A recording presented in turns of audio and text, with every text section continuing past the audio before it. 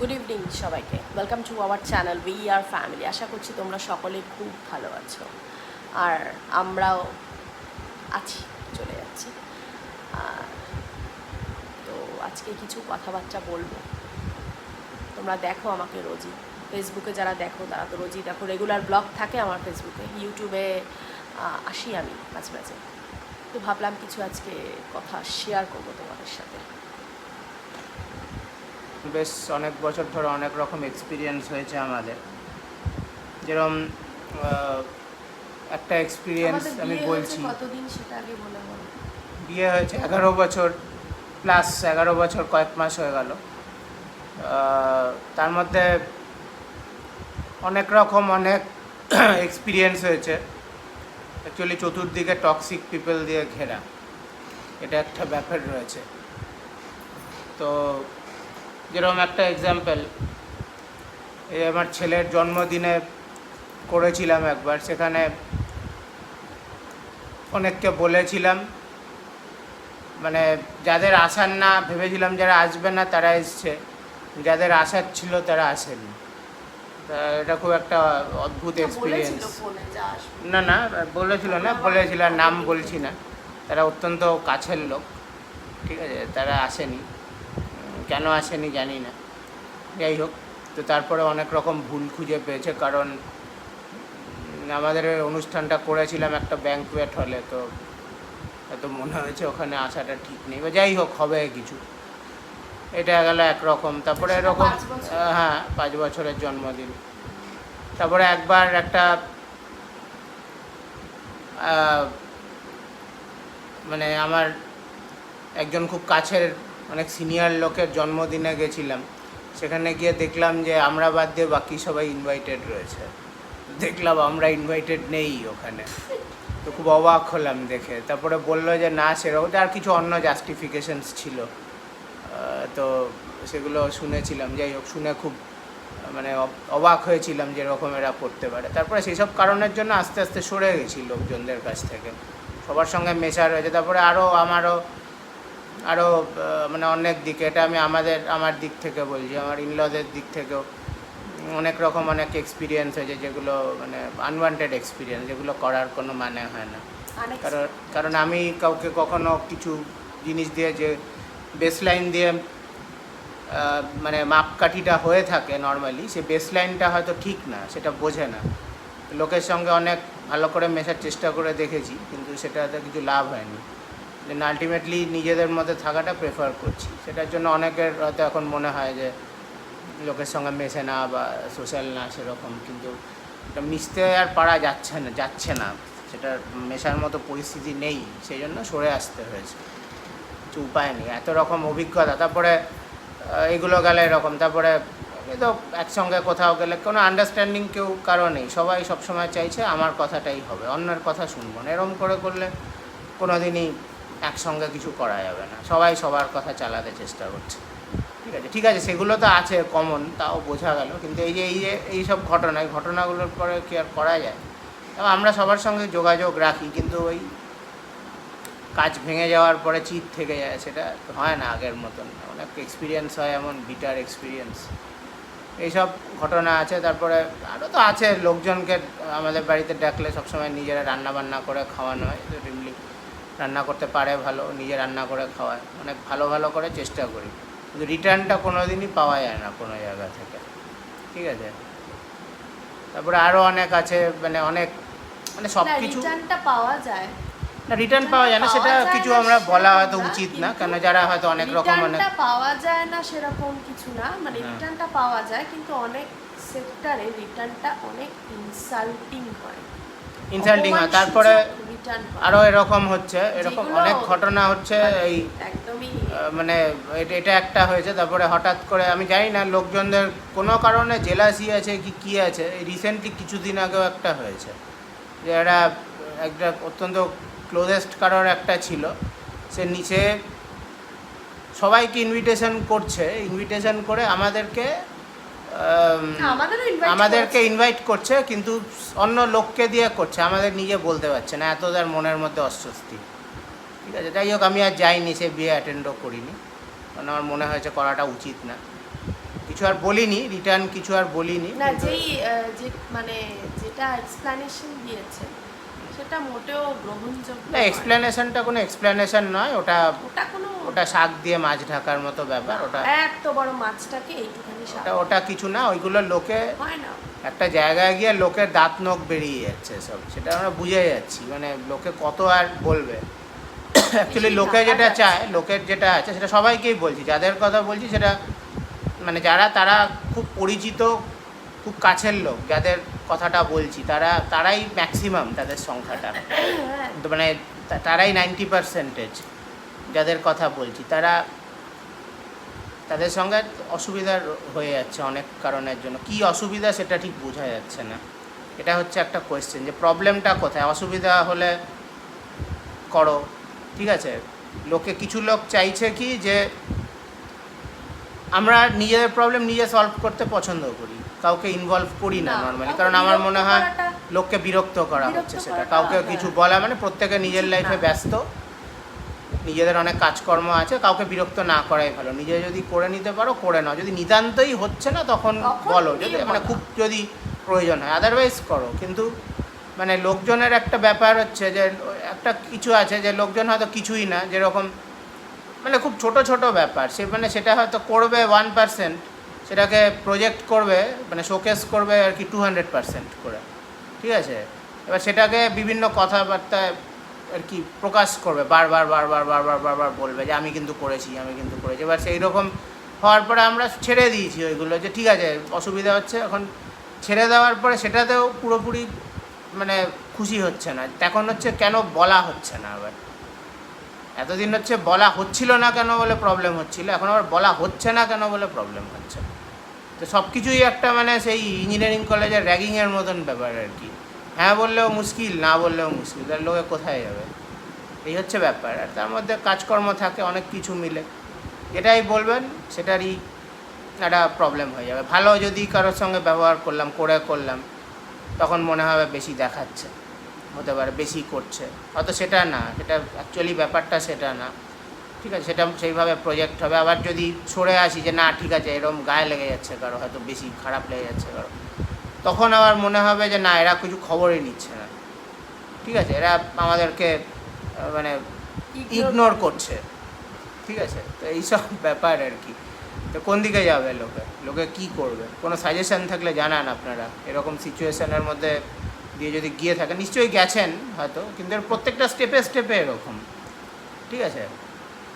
কোথাও যাচ্ছে, প্রত্যেকটা জিনিস বললেও প্রবলেম, বললে তাদের অন্যরকম রিপারকেশন, সেটাকে ফ্রেন্ডলি নোটে অ্যাকসেপ্ট করছে না, সেটাকে অসুবিধা হয়ে যাচ্ছে, ডিসকাশন করা যাচ্ছে না, সেই জন্য স্টপ করে দেওয়া হচ্ছে।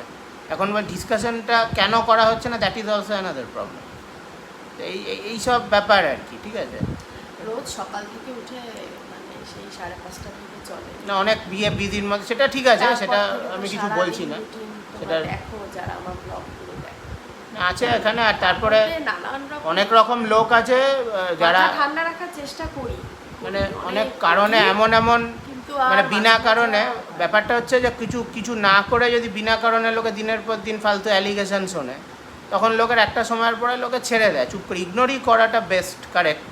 এবার ইগনোর করা হচ্ছে, এবারে লোকে এমন জিনিস হচ্ছে যে কিছু অপ্রিয় লোক আছে হয়তো, যাদের কথাটা শোনা যাচ্ছে না, হয়তো লিটারেলি আমরা শুনতে চাইছি না, শুনলে অসুবিধা হচ্ছে, কারণ তারা সেই জায়গাটা বজায় রাখতে পারেনি, খুবই জঘন্য বিহেভিয়ার করেছে, ঠিক আছে। আছে এরকম আজে বাজে কথাবার্তা কিছু আছে, টক্সিক পিপল, হঠাৎ করে উল্টোপাল্টা কথা, কোনো কারণ নেই, ইচ্ছে করে, নিজেদের মনের মধ্যে শান্তি নেই, নিজেরা ইনফিনিটি কমপ্লেক্সে ভুগছে, অবসেশনে ভুগছে, সেই জিনিসগুলোকে মানে অন্যভাবে করছে, করে আমাদের ঘাড়ে দিয়ে আজে বাজে করে, কোথাও হয়তো বেরোতে যাবে, বেরোনোর আগে হয়তো 10টা বাজে কথা বলে ব্যাস এরা গন্ডগোল পাকিয়ে দিল, ব্যাস হয়ে গেল।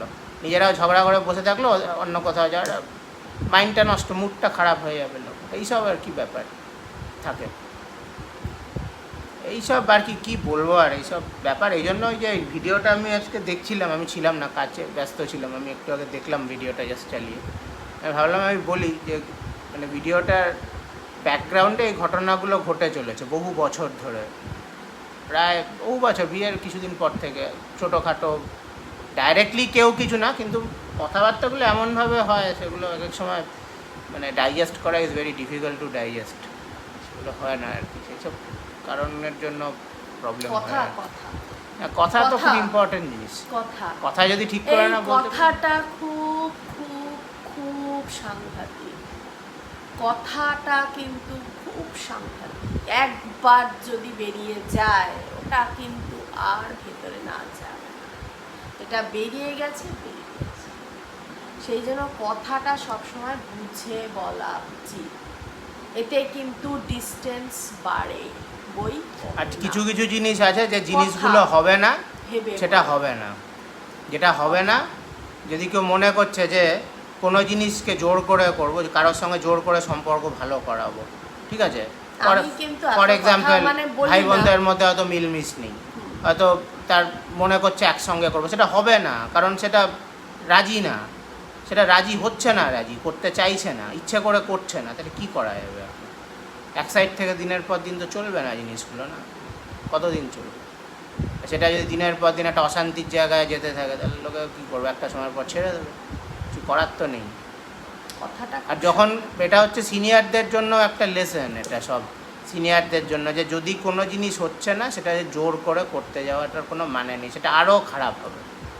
এরপরে জোর করে কেউ কাউকে পছন্দ করছে না, কোএক্সিস্টেন্স ইজ নট পসিবল, হচ্ছে না, ঠিক আছে, কেউ দোষী না, হয়তো কেউ বদমাইশও না, সবাই ভালো, ঠিক আছে, কিন্তু কোএক্সিস্টেন্স ইজ নট পসিবল, সেটা হচ্ছে না, তাহলে কি করবে লোকে? তখন এটাই করতে হবে, জোর করে যদি কোএক্সিস্ট করাতে চেষ্টা করে, ঠিক আছে, তাহলে ওইরকমই হবে। অ্যাসিডের মধ্যে জল, যদি জলের মধ্যে অ্যাসিড ঢেলে দেয় তাহলে কী হবে? আমরা আগে পড়ে এসেছি, সেরকম বুঝতে হবে ব্যাপারগুলো, এটাই একটা ব্যাপার। এইসব কথাটা ব্যাপার। খুব- তো এইসব কারণের জন্য একটা সিচুয়েশান হয়, লোকে অনেকে মনে করে যে মানে যে অনেকের ধারণা আছে যে এইভাবে, কিন্তু মানে আমরা যে সেপারেটলি থাকি আলাদাভাবে, হ্যাঁ একটু সেপারেটলি আমরা থাকি, খুব একটা কারোর সঙ্গে হয়তো মিশে টাশা হয় না, খুব একটা ইন্টারাকশানও হয় না, কিন্তু তার পিছনে কারণগুলো প্রথম দিনেই যেগুলো হয়েছে তা না, এগুলো বহুদিনের ঘটনার summation, this is the output actually, এটা হয়ে গেছে এরকম। একটু আইসোলেটেড। আইসোলেটেড থাকছি, কারণ আইসোলেটেড একসঙ্গে থাকতে গিয়ে যা অস্বস্তির মধ্যে পড়ছি, যা মানসিক যন্ত্রণা চলে আসছে, পরিচিত মানে সব পরিচিত, ফ্রেন্ড relatives, সার্কেল আছে, রিলেটিভ সার্কেল আছে, আর- সব রকমই আছে, না আর না। সেই জন্য আমরা ঠিক করেছি যে ওইভাবে আর কোনো ইন্টারাকশানের মধ্যে যাব না, নিজেদের মধ্যে যা যা পারো করো, সেভাবেই চলো, সেটাই ভালো। যাই হোক, ঠিক আছে। এতে কিন্তু কিছু খারাপ হয় না আমার মনে হয়, একটু ডিস্টেন্স মেনটেন করে চললে বা একটু যদি সেপারেটলি ভাবে থাকলে বা একটু ইয়ে করলে আমার মনে হয় সম্পর্কটা ভালো হয়, আর সম্পর্কগুলো ভালো হয়। কিন্তু যাদের এই রকম টাইপের কথাবার্তা থাকে না, কিছু পিঞ্চিং কথা, সব কিছু দেখে কিন্তু, মানে অনেকে আমার আমার সব কিছু অ্যাক্টিভিটি সব কিছু জানে, কিন্তু আমি ওই একটা ব্যাপার, আমি কিন্তু করব না, কিন্তু সব কিছু জানা চাই, সব ইন্টারেস্ট হাসিও পায়, মাঝে মাঝে প্রচণ্ড রাগ হয়, রাগ আর হয় না, বিরক্ত হই আমি, বিরক্তির একটা লেভেল থাকে, সেটা ক্রস করে যায় মাঝে মাঝে, খুব বিরক্ত। যাকে আজকে অনেকটাই কথা বললাম, আমি তো বলেইছি একটু বাস্ট হয়ে গেছিলো, তো আমি কিন্তু